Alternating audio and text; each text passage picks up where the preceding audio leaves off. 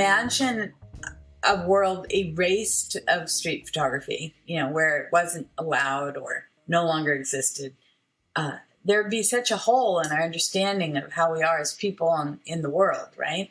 I mean, the idea of strangers is so enticing to me, and acknowledging strangers as part of my community.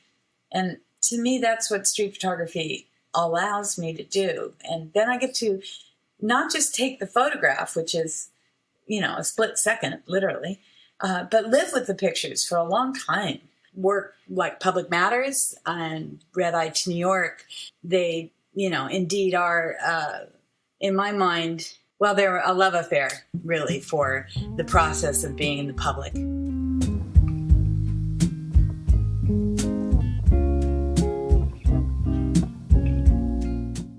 So in issue 5 of our street photography magazine, Framelines, we interviewed Janet Delaney and featured her work from Red Eye to New York. We did a brief interview with her about her process and that work, and in over 8 magazines and working with 80 photographers, I think that feature is one of the ones I'm most proud of. So I thought I'd follow up with Janet and have a chat and ask her a few more questions. Like, is street photography necessary in today's world? How do we get over the fear of photographing strangers?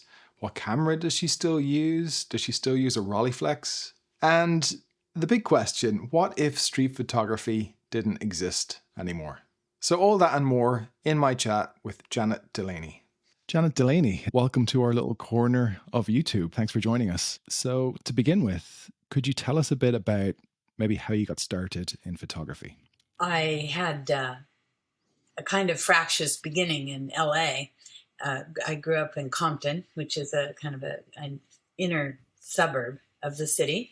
And I moved to a different town when I was 16, and I was fairly untethered from my base, so to speak, and fell into a photo class. And it was kind of like getting married very early, I guess you would say. It was like, oh, yeah, this makes sense. This is what I'm supposed to do. So I think it was, it's not uncommon when you hear people's origin stories, these kind of epiphanies that wash over people when they become introduced to photography. It just offers something very unique. And I think I benefited from having a camera when I had really nothing else. So the camera sort of defined me as a young teenager, and I used it as a way to integrate myself into the contemporary culture of the time, which was mostly going to demonstrations and protests against the Vietnam War. And by having a camera, I had a purpose, I had a place, I could navigate the crowd with intention. And I think that would have been the way I would imagine my earliest connection to photography. I'm sure a lot of young people could actually relate to that these days, because I think a lot of people started taking up cameras to photograph recent protests and marches that have happened over the last couple of years. So that led you into creating like a body of documentary work for South of the Market and Public Matters. And then you published a book in 2021, which was something a bit different. This Red Eye to New York work, which is more candid street photography, if you'll allow me to call it that. Do you see a distinction between your documentary work and the street photography? They are born from the same place, I would say. Matt, a real curiosity about how we are in the world, and loving that feeling, the intimacy of those kinds of close observations. What made you want to go to New York? I grew up in a I would say it was kind of a quiet suburb, and I always really longed for that feeling of urban. Even as a teenager, I would like have posters of big cities, painted, work from just trying to understand urban life was always such a baseline of necessity for me to get out of the suburbs. I felt really stifled by that quietness. And as soon as I could, when I was 17, I went by myself to New York and visited a girlfriend who had just moved there when we just got out of high school. So I had this very early kind of coming of age was only a couple of weeks, but it was transformative. And then I just kind of continued to try to get back, and by any means possible. But yet I never could quite bring myself to move there. And I think that I'm a Westerner at heart, West Coast person. Physically, emotionally, my surroundings need to be a little bit more tapped down, I guess.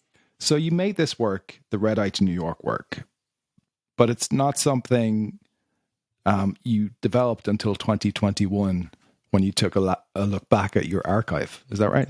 Right. I made the photographs over during the 80s. I printed up maybe 20 prints and put them in a box. It was, I think it is an entirely different structure to how we get work out now compared to the 1980s. Certainly books were not being produced at that level for technical reasons as well as many others. I loved the work. I was busy doing other things. I didn't have a publisher. And so it sat on the shelf all that time until I was able to sort of gather it up. I think I first showed Michael Mack that work in 18. He was in San Francisco, and I had already done South of Market, and I showed him 2 boxes of prints. I showed him the work from Public Matters, and I showed him the work from New York. And he said, okay, yeah, let's publish both of them, however you want to do it. And so I said I would start with Public Matters because, well, Trump was in office, and I felt like this idea of naming the Latin community was really important, and identifying that really essential element of the immigrant population's position in the United States, as well as the idea of public protest and the long history that we have for public protest. So I really wanted to honor those elements in the context of the contemporary political conversation that we found ourselves in. And so when I got through that project, and then it was like, okay, let's do the Red Eye to New York, which, obviously has an even bigger audience being New York. So it has taken off and sold out, and there it is. I mean, there are places you can still get it. Do you know what? We managed to track down one copy because we're friends with a publisher here called Setanta Books. So I've been talking to Keith about trying to track down one copy, and he just messaged me and he's like, it's very precious, so I'll send it to you, but I might need it back right away if we sell it. Well, I can, after here, I can tell you a place you can buy them, a couple different venues I just found. I was just signing some yesterday. Yeah, it's a very popular book. I know a lot of street photographers just adore the work that you did in that book. How do you think it's different than other street photography? Well, first of all, I guess it's very unusual to see the kind of square format from the Rolleiflex. There aren't that many street photographers. Well, definitely not contemporary street photographers that shoot that format. And I don't know how you do it, but your compositions, they don't seem like overly formal. They seem like loose and natural. And it's almost as if you can imagine being in your perspective and just seeing that scene unfold in front of you, that's my favorite kind of street photography. Because it allows you to connect to that moment without thinking too much about what the photographer was thinking about.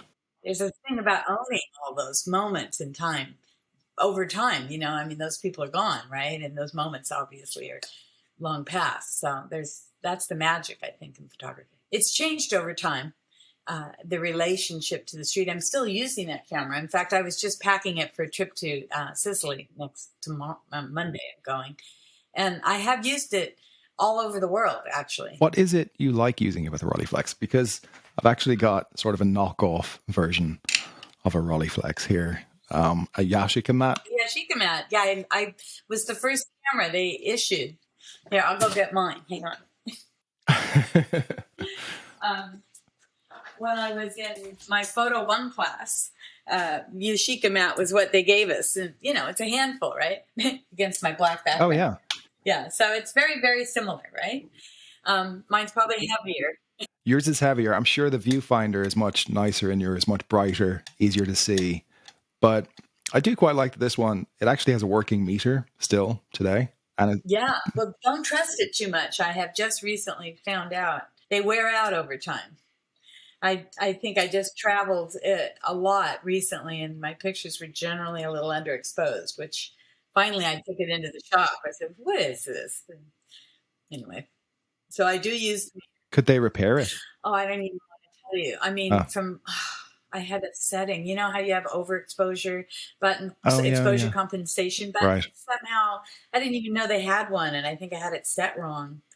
Do you know what's funny? I was talking to a photographer last night, and she asked me a gear question, and she was kind of embarrassed about it because I think it's like an unwritten Oh, rule that you don't talk too much about gear and equipment. But I love talking about it, so I might ask you a few more questions about the Rolleiflex if you don't mind. sure.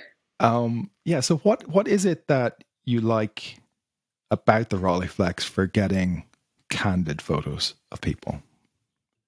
Because they're actually very quiet cameras. Quiet. I would say that's the major part of it, is they're so quiet.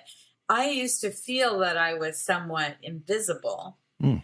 until my husband took a picture of me taking pictures. And then I realized that, you're standing there all hunched over, and if anybody's paying any attention, that it's obvious that I'm doing something. I kind of lose myself, I think, in what I'm looking at, and I forget, there's a certain awkwardness to the process. But I think it's the quietness Yeah. and the fact that you're not covering your face up, so you're still kind of present, and that you're sort of photographing from your solar plexus. If I may be a little esoteric, yeah, which is a different look. When you see the photos, you Mm. realize people feel a little more grand when you're photographing them from a little bit of a lower angle. So when you do portraits, they sort of loom up out of the picture frame. There's a photo of Diane Arbus that I think maybe Gara Wingrand took of her, and she's got like a rose in her mouth, and she's holding the Rolleiflex, but she's looking directly at the subject. Yeah, it's like the view camera in the sense that you can kind of hold it and then make eye contact and connect as well. But I think it's changed so much, though. I'm still photographing on the street, and I need to kind of bring those pictures together. But with the presence of the phone Mm-hmm. and um, the sensation that people aren't really present in real time, you I find it's just almost impossible. Imagine a world erased of street photography, where it wasn't allowed or no longer existed. uh, there would be such a hole in our understanding of how we are as people in the world, right? I mean, the idea of strangers is so enticing to me, and acknowledging strangers as part of my community. And to me, that's what street photography allows me to do. And then I get to not just take the photograph, which is, a split second, literally, but live with the pictures for a long time and think about them and work on them and print them and hang them on the wall and publish them. And, it's such a distance from the moment you take the picture to the moment the rest of the world sees it. There's a long and involved relationship with each image. Yeah, you find you become very familiar with these people's faces who you've probably only seen once. Right. No, it is a curiosity. And the Public Matters work, since I'm living still in the city that I made the work, I exhibited it in kind of the neighborhood where the pictures came from. And at the opening, there's this photograph of three women standing in pink dresses, uh, that with big hair and looking quite gorgeous. And I think they have like banners on them from different countries. And one of them showed up to the opening, and this is like 30 years later, right? She goes, "That's me." They told me the whole backstory of the whole thing. So, and that happened a number of times in that show. And it certainly happens with the South of Market. I had an exhibition of that work, which has, it's not street photography, but it is very much about photographing strangers and people that are just living in a particular neighborhood. And that work was up for 6 months at a museum, the DeYoung Museum here in San Francisco. And a lot of people came through. And I was able to connect with Pat, who was serving coffee at the Budget Hotel, and Charmaine, who is the artist in the Project One, and Ted, who was at the liquor store, selling deli sandwiches, and if I didn't meet them, I met their children, who are now adults, who said, "Oh my goodness, that's my father," at behind the bar at the tennis club, right? So I really then at that moment began to think of my photographs as like a family album for my city. And yeah, I think that there's a real, I feel a very strong commitment to creating a cohesive link from the stranger to the personal, that we acknowledge the importance of each other in the fabric of our daily life, and that life isn't just a consuming act, right? Yeah, there is, like, I absolutely agree that there is that value to street photography and, of course, documentary photography. And I think that seeing life as it was whenever the photograph was taken is such an important thing to share with people, because it can almost create empathy in the person that's looking at the work, and you don't know when they're going to look at it. They might see your book 50 years from now. Hopefully, Exactly. yeah. I don't know. It's exhausting, making photographs of people, even when you know them or you don't know them. It's easier not to do it, just to float along and just not have to bother anybody or yourself about anything. But gosh, when you get a good one, I don't know, man, that feeling when you look at a photograph and you say, yeah, all the pieces came together here. Sometimes I can't tell for, a while, but yeah, I just like looking at pictures at the end of the day. So yeah. And then sometimes when I'm exhausted, I'll just come scroll through my, online pictures just to kind of unwind. It's that nonverbal language. And certainly we get a heavy dose of it on the phone. We do. And it's one of the reasons that we made the magazine, because myself and Josh, who we both run this Framelines thing together, and we found that we were looking at new street photography on our phones, on this device, this tiny device, which isn't any bigger than like a contact print from a 6x6 negative. And we felt kind of cheated in a way. So that's kind of why we made the magazine, which your lovely photo graces the cover of. Yeah, thank you so much for that nice cover shot. I was just wondering, before we go, were there any other photographers in the magazine that you weren't familiar with that kind of stood out? Sorry, kind of we have a lot of putting them. you on the spot. Absolutely. There were many people that I discovered in that. Just pulling it off my shelf. No, I mean, I only knew Baldwin Lee. I didn't know any of the other photographers. So that was great to get introduced. Yeah. I mean, can you see? Yeah, Oscar Diaz. That's a pretty great.